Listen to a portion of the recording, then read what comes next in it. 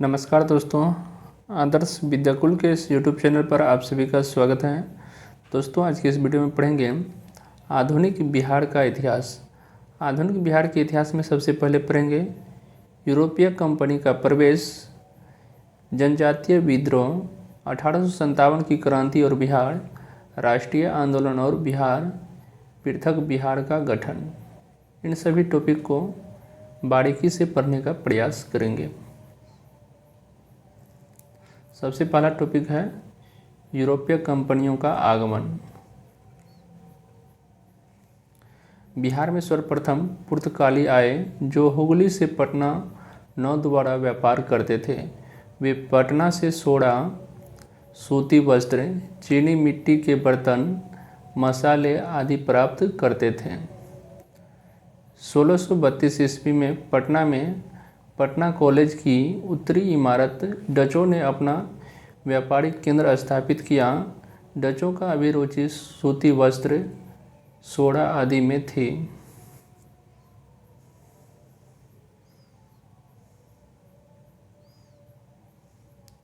अंग्रेजों ने 1620 ईस्वी में पटना के आलमगंज में अपना व्यापारिक केंद्र स्थापित किया, लेकिन 1621 ईस्वी में बंद हो गई।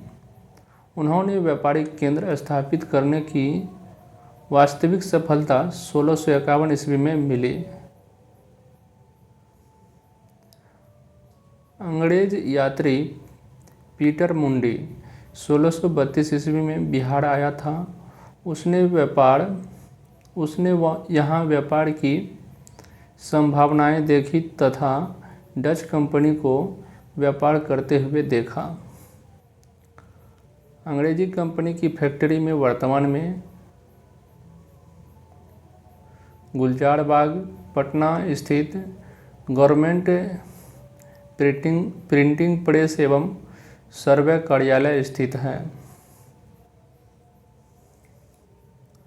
टेनिस कंपनी ने 1774 ईस्वी में पटना सिटी नेपाली कोडी के समीप अपनी फैक्ट्री स्थापित की थी।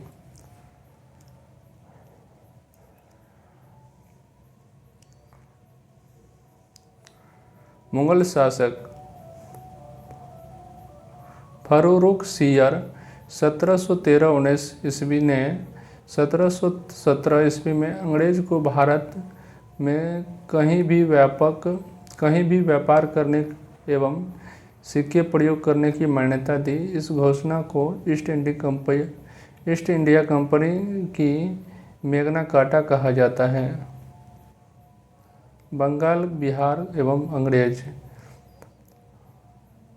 अंग्रेजी कंपनी का 1717 में व्यापारिक अधिकार प्राप्त हो गया था। दूसरी ओर बंगाल के नवाब अली वर्दी खां मुगलों से हटकर स्वतंत्र सत्ता चला रहे थे। अतः व्यापारिक हितों के लिए संघर्ष स्वाभाविक था।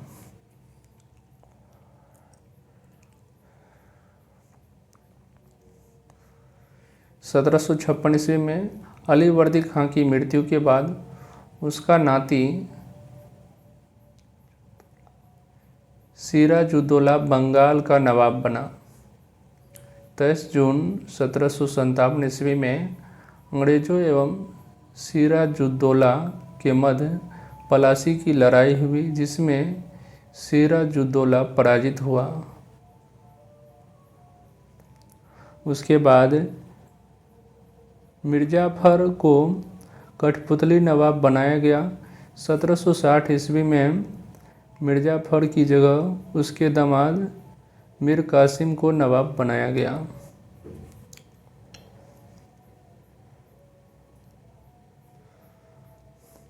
मीर कासिम ने अंग्रेज के हस्तक्षेप को कम करने के उद्देश्य से अपनी राजधानी मुंगेर स्थानांतरित कर दी। स्थानीय व्यापारिक पर से करों को समाप्त कर दिए। इसमें ब्रिटिश व्यापारियों को परेशानी होने लगी। अंग्रेज़ों ने 1763 ईस्वी में मीर कासिम को हटाकर पुनः मिर्जाफर को नवाब बनाया गया। 1763 ईस्वी में मीर कासिम भाग पटना आ गया और पटना में उसने अंग्रेजी फैक्ट्री की अधिकार कर लिया।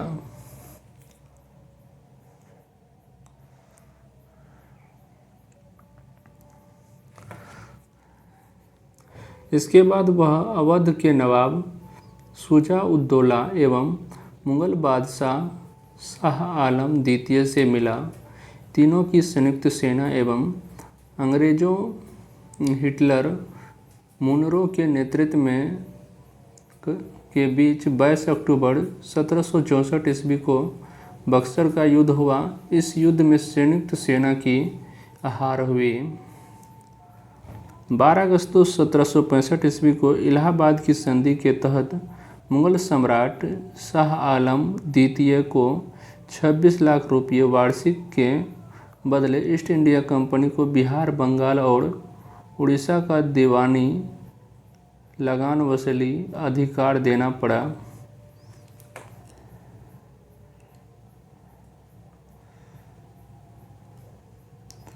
1766 ईस्वी में पटना स्थित अंग्रेजी फैक्ट्री के मुख्य अधिकारी मिडलटन को राजा धीरज नारायण और राजा सीताब राय के साथ प्रशासनिक मंडली का सदस्य बनाया गया। 1767 ईस्वी में धीरज नारायण को हटाकर सीताब राय को कंपनी द्वारा नायब दीवान बनाया गया। 1770 ईस्वी में बंगाल बिहार के क्षेत्र में भीषण आकलन पड़ा। पटना, भागलपुर, दरभंगा, पूर्णिया में आकलन का प्रकोप भयंकर था।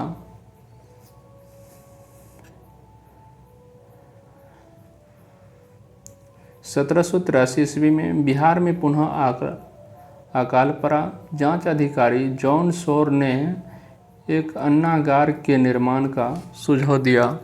उसके सुझाव पर 1784 ईस्वी में पटना ब्रिटिश इंजीनियर जॉन गारिस्टन द्वारा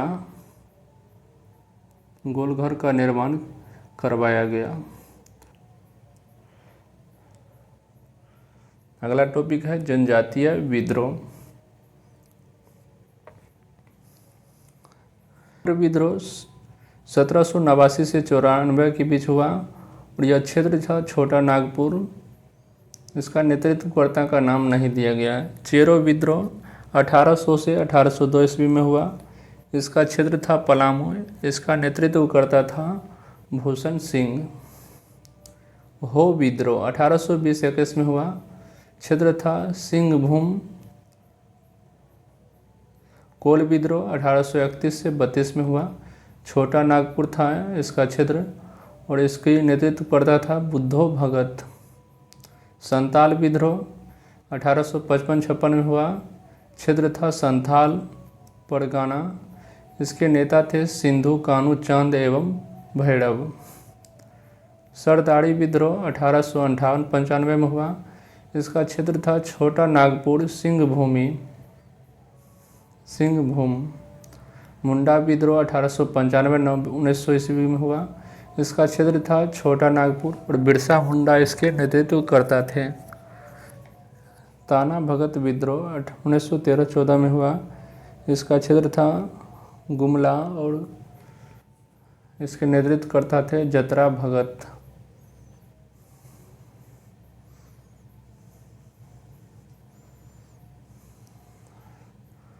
संथाल विद्रोह 1855-56 ईस्वी में हुआ था। 1857 ईस्वी की क्रांति से तुरंत पहले यह विद्रोह भागलपुर से राजमहल तक के क्षेत्र में हुआ, जिसे दामन ए कोह के नाम से जाना जाता है। किस नाम से जाना जाता है? दामन ए कोह के नाम से जाना जाता है संथाल विद्रोह को। यह जनजातीय शोषण के विरुद्ध प्रथम सशक्त जनजातीय विद्रोह था। इस विद्रोह का कारण बाहरी लोगों, दिकाओं द्वारा शोषण, माझी व्यवस्था एवं परहा पंचायत व्यवस्था में परिवर्तन आदि था। इस विद्रोह के नेतृत्व में सिद्धू, कान्हू, चांद एवं भैरव थे।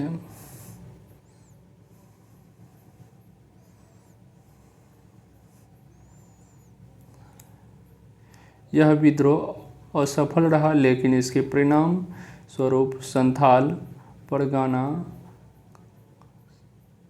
काश्तकारी अधिनियम 1869 संथाल परगना एवं माझी व्यवस्था को मान्यता दी गई। अगला विद्रोह है मुंडा विद्रोह 1895 से 1900 ईस्वी। यह जनजातीय विद्रोह में सबसे सशक्त जनजातीय विद्रोह था। विद्रोह की व्यापकता के कारण इसे उलगुलान विद्रोह के रूप में भी जाना जाता है। किस विद्रोह के नाम से जाना जाता है? उलगुलान विद्रोह के नाम से जाना जाता है मुंडा विद्रोह को। इस विद्रोह के कारण दिकाओं द्वारा शोषण, खुटकी व्यवस्था में परिवर्तन तथा धार्मिक मामलों में हस्तक्षेप आदि था।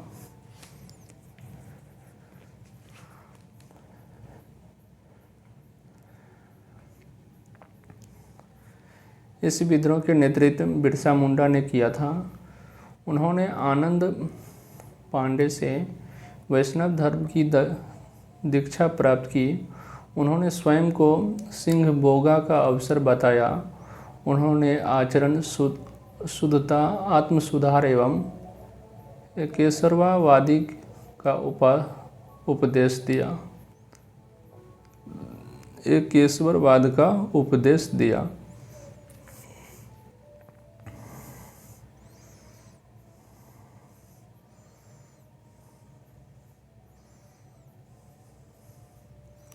इस विद्रोह का तीव्र रूप 1899 में रहा, जब कई स्थानों पर अंग्रेजों को हराया गया। 3 फरवरी 1900 ईस्वी को बिरसा मुंडा को गिरफ्तार कर लिया गया और 9 जून 1900 ईस्वी को हैजा के कारण उनकी मृत्यु हो गई।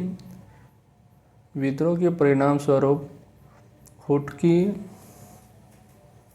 खुटकी टट्टी व्यवस्था पुनः लागू की गई। छोटा नागपुर काश्तकारी अधिनियम 1908 पारित हुआ।